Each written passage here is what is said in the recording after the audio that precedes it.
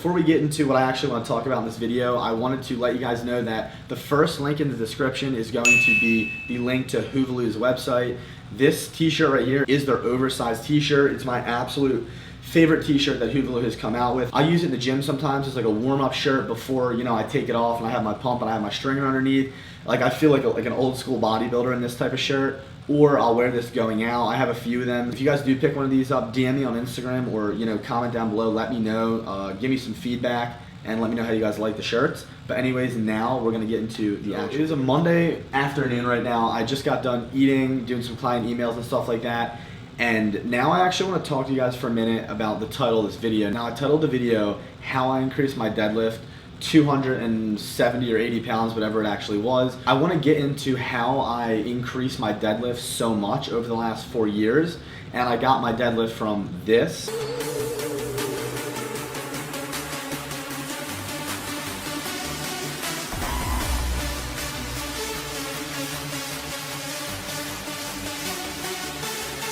to this.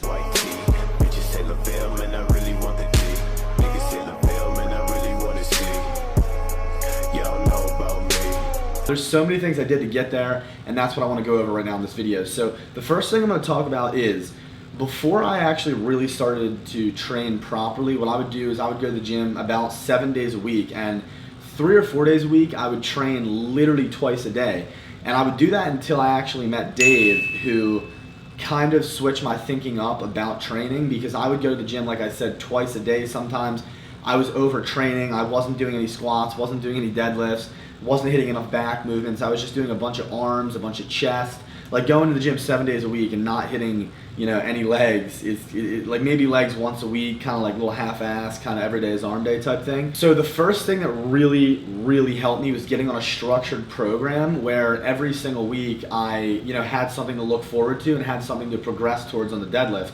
And this goes for all the other lifts as well, you know, your bench and your squat, but I'm just going to talk about the deadlift today. I didn't like doing the movements, but I started this program that had the squats and the deadlifts on it, and it made me motivated to actually do the squats and the deadlifts because they were on the program. And so every week I could, you know, shoot towards a new PR. And then that's kind of where I adopted my powerlifting mentality of wanting to, you know, get really strong. So I wasn't always into squats and deadlifts when I first got into lifting. I didn't like doing them, and getting on a structured program helped me enjoy doing it, because every week I would want to, you know, deadlift more weight. And if I wanted to deadlift more weight, in the beginning it was really all about getting my technique on point, because, you know, I'd feel a little snapped up, a little sore if I wasn't doing things properly. So I figured, okay, I want to get really strong, get really good at these movements, because it's going to be the best thing for me.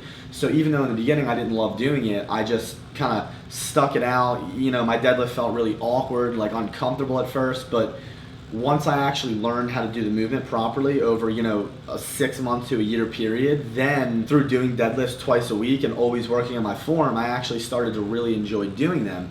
So the first tip I would give you guys is going to be, get on a structured program that actually has deadlifts every week. And what I always recommend is to start out on a weight that you can do 100% for the rep ranges that are on your program.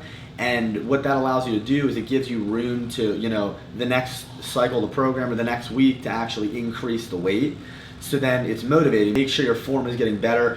Don't just try to lift more weight by, you know, doing shittier form and snapping yourself up. For example, ripping the bar up and losing tightness in your back. You want to make sure that, you know, you have a straight back, that your hips are in the right position, that, you know, you're not just yanking the bar up too much. Some people it works for them to yank it a little bit, but for the most part you don't want to be yanking the bar. You want to figure out how to deadlift properly. Once you actually learn how to deadlift the right way, you want to push yourself consistently. So you don't want to be going in the gym and, you know, half-assing your deadlifts because they're really hard. If you genuinely want a high deadlift, you're going to need to actually push yourself every single deadlift workout. Now, pushing yourself doesn't mean going RPE 10 every single workout. It could mean, you know, going RPE 10, which means going 100% all out once a month, and then the other workouts, you know, you want to be making sure that you're hitting all the sets and all the reps in your programs. Now, if you're a beginner, then every single week you should be trying to do the most weight you can possibly do where your form doesn't break down. And on the deadlift, it's really easy to progress. It's the easiest movement out of the bench, squat, and deadlift to add weight on. So you should be adding a little bit of weight week to week. And if you're not adding weight week to week and you're a beginner, then you're probably just not training with that much intensity, or you don't know how to deadlift. So learn how to deadlift, and then go with the highest intensity that you possibly can for every single workout, and don't let yourself, you know, kind of come in the gym and just do the same weight every time because deadlifts are hard. That is absolutely not how you're going to build a big deadlift. The next thing I want to say is you want to make sure that as you're getting stronger on the deadlift, you're changing your programming up for that. So what that means is, if you're a beginner, right, then you're going to need less volume than if you're someone who's pulling 700 pounds. So as you know, you get more advanced in the deadlift, you want to be doing the deadlift. You want to be doing more volume on deadlifts. You want to start getting into block pulls. You want to start getting into deficit deadlifts. These are all things that will actually help your normal deadlift go up. So you need to be doing a lot of volume. As you progress in strength, your body actually is going to require more work to get even more strength. So in the beginning, it's easy to gain strength.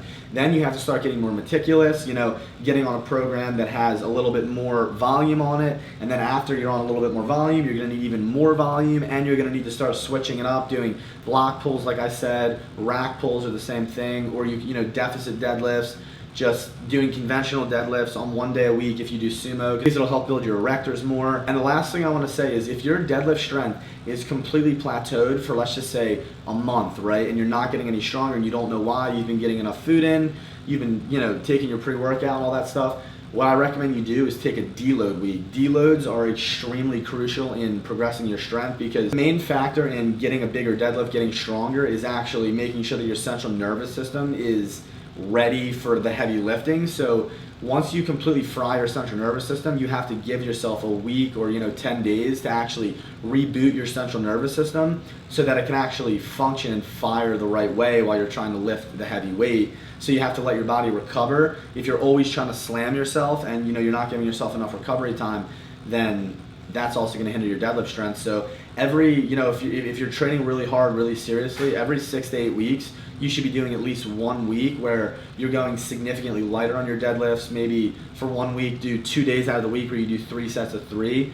with about 50 to 60% of your max, and that'll recuperate your central nervous system, and as well will help your central nervous system maintain being used to actually doing the movement, so it doesn't feel awkward when you come back to doing it. With that being said, guys, we're actually going to go over to the gym in about 2.5 hours. I have a heavy single, and then I have 4 sets of 10, so it's about to suck ass, but we're going to go over there and do that. I'm going to take you guys through the entire workout today.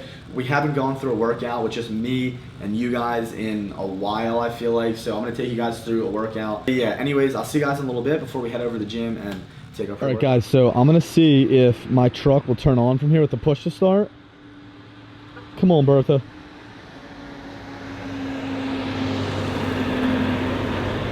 That UPS truck just got in the way, but it did actually start. Truck is on, warming up. Let's take some pre. Okay, so today for my pre-workout, I'm actually going to take some Oxy Shred. Now, the Rainbow Candy is actually a brand new flavor. I haven't even tried it yet. Just look at, this is what they sent me.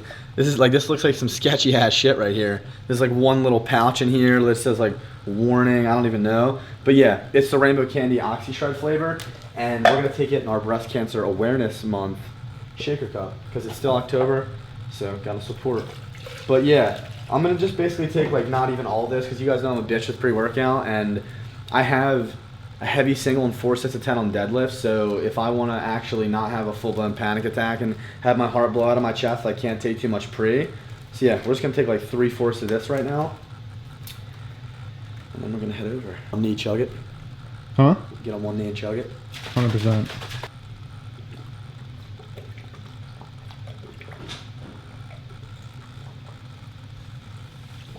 Gym time.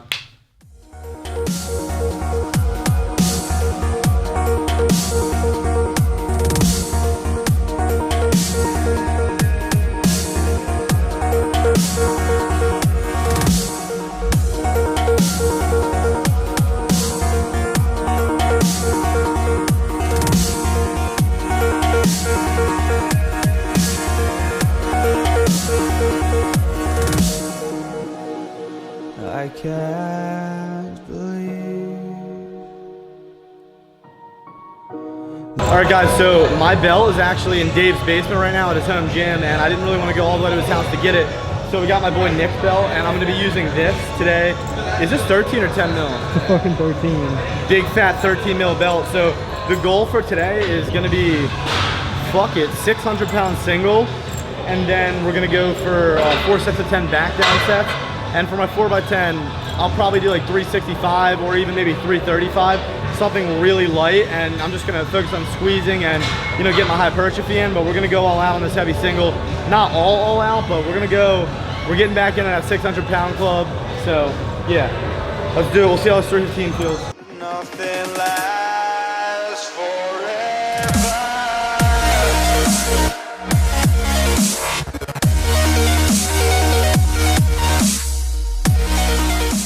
All right, guys, so one of my friends just walked into the gym with an Inzer belt right here, an Inzer lever belt, same size as the one that I use, so I'm super thankful right now.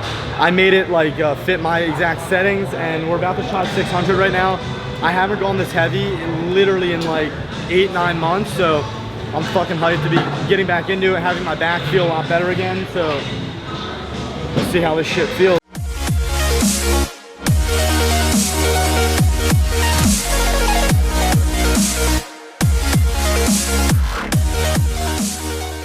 All right, guys, so it felt amazing pulling back in the 600 club. It's been super long, like I said before, I've actually pulled anything that heavy.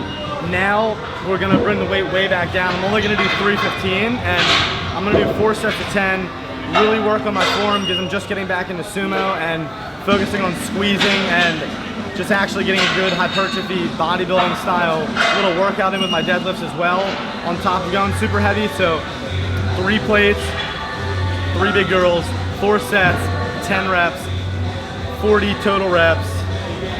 Let's do it. Hey guys, Mckenna here, back with another unboxing. Pop that over there. What the fuck? Hi, Phoebe.